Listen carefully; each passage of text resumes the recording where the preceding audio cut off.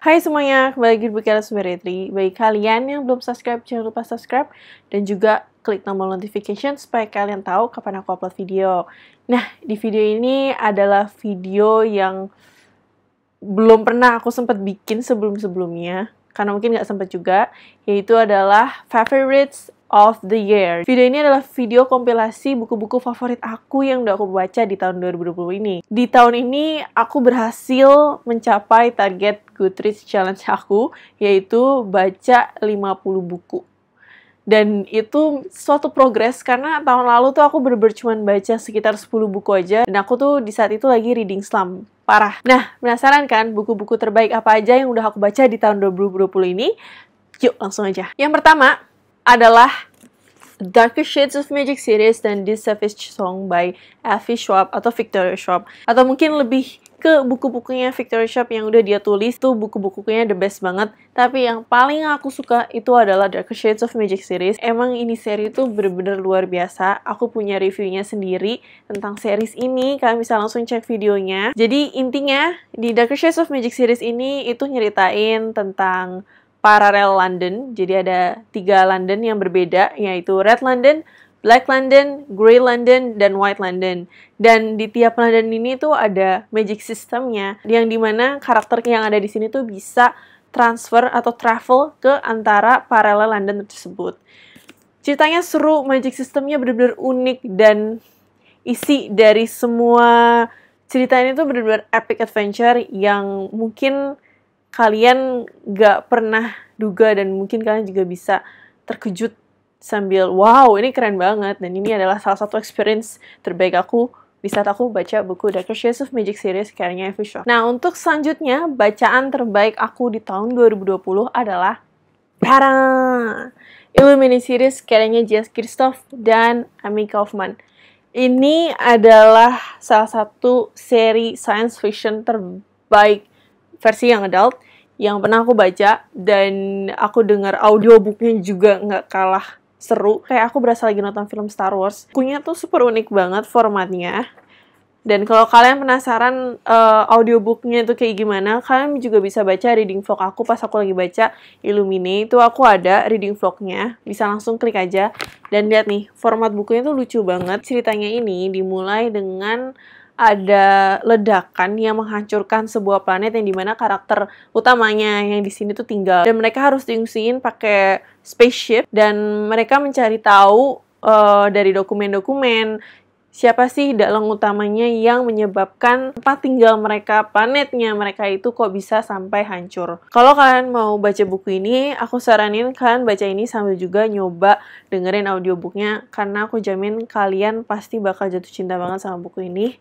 Selanjutnya, karena dari tadi itu masih buku fantasi, aku mau beralih ke general fiction atau fiction aja, yaitu adalah The Seven Husbands of Evelyn Hugo karyanya Taron Jenkins Reid. Genrenya ini masuknya ke fiction, general fiction, nyeritain tentang Evelyn Hugo, superstar Hollywood di zaman tahun 50-an, in the 50s. Jadi ada seorang wartawan yang mewawancarai si Evelyn Hugo ini di masa yang sekarang. Jadi dia sekarang umurnya udah sekitar 70-an, 60 atau 70-an gitu. Dan si Evelyn Hugo-nya ini mau bikin autobiografi. Jadi wartawannya ini menginterview si artis Evelyn Hugo ini, dan diceritain secara detail juga kayak flashback gitu, nyeritain kehidupan glamournya Hollywood di zaman 50-an, terus di zaman 60-an, di zaman 70-an, dan perjalanan hidupnya si Evelyn Hugo, ketemu pasangannya, nikah, terus ketemu superstar yang lain, perjalanannya ini dan itu. Bener-bener menarik banget. Formatnya itu juga unik, jadi kayak aku sebagai pembaca itu kayak diajak balik ke masa lalu. Jadi kayak aku tuh berasa aku yang jadi wartawannya gitu loh. Ceritanya di sini tuh benar-benar heartwarming, dan menurut aku kenapa aku suka sama buku ini karena aku belum pernah nemu buku yang formatnya kayak gini. Genre settingannya itu aku belum pernah sama sekali baca yang di tahun 50-an. Jadi mungkin ini masuknya ke historical fiction juga. Ya, jadi ini ada sesuatu yang baru buat aku, dan aku benar-benar suka banget sama buku ini. Selanjutnya, bacaan terbaik aku di tahun 2020 masih di genre fiction, yaitu adalah Anxious People karyanya Frederick Backman. Jadi Frederick Backman ini udah terkenal penulisnya yang menulis A Man Called Off. Aku belum baca bahkan bukunya itu, tapi setelah aku baca ini, aku tuh langsung jatuh cinta sama gaya penulisannya dia, dan aku tuh langsung pengen baca semua karya-karyanya dia. Ini tuh bener-bener bukan menyakitkan sih, tapi kayak menyedihkan, terus kayak relatable gitu loh, dan menyentuh hati aku. Buku ini nyeritain tentang kejadian pencurian di bank yang gagal, yang dimana si pencurinya ini itu kan berusaha untuk kabur, tapi secara tidak sengaja si pencuri ini tuh kabur ke salah tempat, yaitu di apartemen, yang dimana apartemennya itu lagi ada orang-orang yang lagi melihat atau apartemen viewing gitu, dan ada sekitar 5 orang yang lagi ada apartemen viewing, dan tiba-tiba si pencurinya itu masuk ke apartemen ini dan secara tidak sengaja mereka jadi tawanan. Ini bukan genre thriller, tapi ini fiction, dan ini nyeritain setiap tawanan-tawanan yang ada di situ,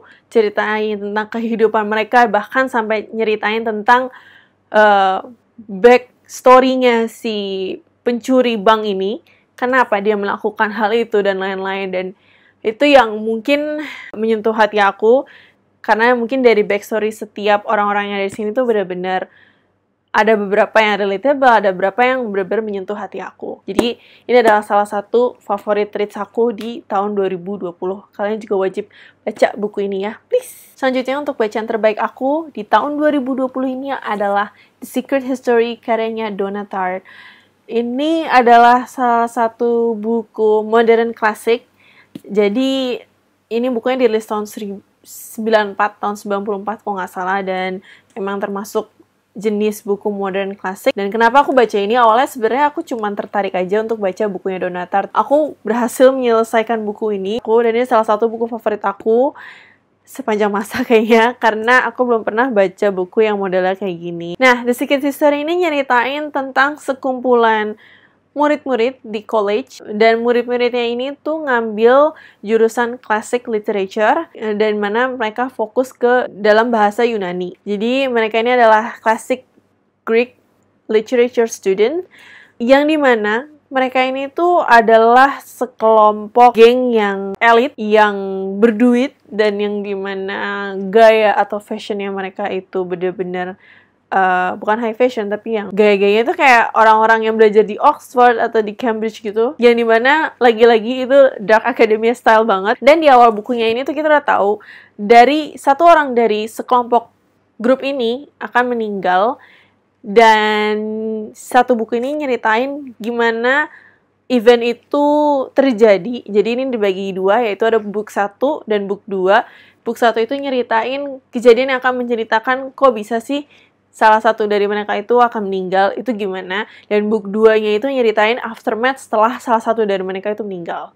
Settingannya ini di tahun 80-an, dan buku ini termasuk thriller juga karena ada murder solving-nya juga, dan nyeritain gimana setiap murid-muridnya ini deal with their own selves. Terus juga di sini juga ada a part of philosophy juga.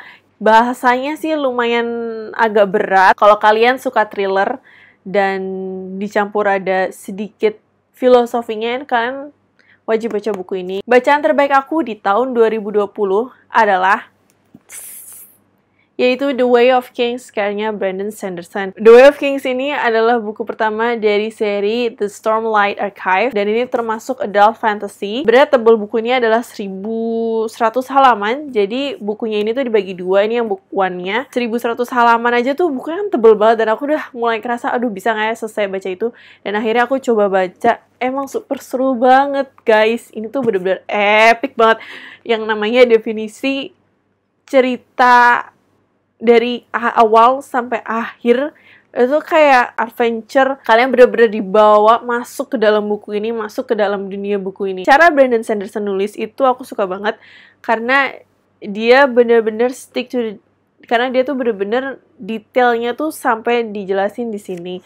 Walaupun awalnya emang agak slow, tapi di saat udah mulai perang-perangnya, di saat udah mulai seru-serunya tuh dijamin kalian tuh langsung kayak wow, kok keren banget, langsung lanjut ke halaman selanjutnya. Dan itu yang aku rasakan, dan akhirnya aku pun langsung jatuh cinta sama karyanya Brandon Sanderson. Kalau kalian misalnya suka Game of Thrones, kalau misalnya kalian suka Darker Shades of Magic, atau mungkin kalian suka novel fantasi yang adventure-nya lebih banyak, yang dimana perang-perangnya ada, politiknya ada, magicnya pun ada, pedang-pedang yang dipakai di sini tuh bener-bener wow banget. Campuran dari semua buku-buku fantasi yang kalian bisa temukan. Ini adalah definisi epic adventure di seri The Stormlight Archive. Jadi kalian coba deh baca bukunya Brandon Sanderson yang ini. Ini sekarang sisanya masuknya ke genre fiction semua, nggak ada buku-buku fantasi lagi. Yang pertama adalah Before the Coffee Gets Cold, karyanya Toshikazu Kawaguchi. Before the Coffee Gets Cold ini buku yang emang populer di tahun ini. Buku ini menceritakan tentang sebuah coffee shop yang dimana coffee shopnya ini tuh terkenal dan dipercayai bisa membantu customer coffee shopnya ini untuk balik ke masa lalu atau travel back in time. Tujuannya mungkin customernya ingin melihat sesuatu atau ingin mengenang sesuatu dan flashback ke masa lalunya atau apapun itu, yang dimana intinya kalau misalnya travel back in time, ya udah, tapi nggak bisa ganti masa yang sekarang ini atau presentnya itu nggak bisa diganti sama sekali. Nah, ceritanya tuh mulai di situ. Dan ini menceritakan 4 visitor dari coffee shopnya ini yang travel back in time gitu. Bukunya itu juga nggak begitu tebal, cuma 200 halaman, jadi ini lumayan light read, dan ini juga buku yang enteng buat dibaca, pas banget buat liburan, dan pas banget buat santai-santai. Selanjutnya, bacaan terbaik aku di tahun ini adalah Where the Crowded Sings, karyanya Delia Owens. Where the Crowded Sings ini juga aku awal bacanya tuh juga karena ngeliat salah satu post di Bookstagram. Terus juga ini ada Symbol Reese Book Club yang dimana Reese Witherspoon itu emang punya book club, dan list-list rekomendasi book clubnya si Reese Witherspoon ini juga aku percaya dengan listnya mereka karena emang bacaannya itu bagus-bagus, termasuk yang ini. Nih, aku bahkan sampai ngasih tap-tap di sini karena emang aku sesuka itu sama buku ini. Ini nyeritain tentang Kia. Settingannya ini di Amerika di tahun 70-an, di tahun late 60s gitu. Yang dimana settingannya tuh kayak gini nih, tempat tinggalnya Kia itu namanya di Marsh. Ini Marsh itu kayak beginilah settingannya. Dan di sini nyeritain tentang kehidupan Kia mulai dari kecil sampai dia dewasa, sampai dia benar-benar tinggal sendirian, yang dimana mulai dari dia umur 10 tahunan, itu dia ditinggal sama mamanya, mamanya pergi ke luar kota dan gak balik sama sekali. Lalu kakak-kakaknya yang udah dewasa akhirnya pergi dari rumah juga karena mereka harus kerja dan harus nikah. Akhirnya Kia benar-benar tinggal sendirian bersama papanya, dan sampai yang dimana papanya itu pun juga tinggal sama dia tapi nggak begitu peduli banget, sampai akhirnya papanya meninggal, sampai akhirnya papanya meninggal dan dia tinggal sendirian di rumahnya yang di Marsh itu. Nah, di sini nyeritain juga tentang Kia, gimana Kia ngerasain jatuh cinta pertama kali saat ketemu dengan cowoknya, gimana Kia ngerasain sakit hati pertama kalinya, dan itu tuh bener-bener sedih banget di saat Kianya tuh patah hati di situ karena kayak Kianya tuh bener-bener sendirian. Ini juga nyeritain tentang gimana Kianya itu ngehandle loneliness-nya dia karena dia tinggal sendiri untuk bertahun-tahun sampai di akhirnya tua pun juga dia tinggal sendiri di situ. Itu bener-bener sedih banget. Dan secara bersamaan ini juga ada cerita tentang pembunuhan.